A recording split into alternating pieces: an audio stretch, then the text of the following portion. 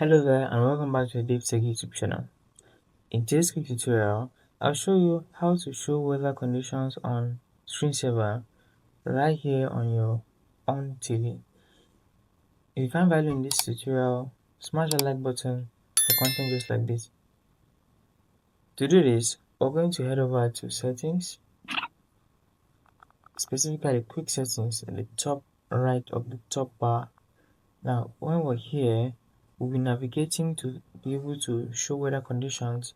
I will do that under all settings. Head over to system and go to ambient mode. Under ambient mode, you find settings.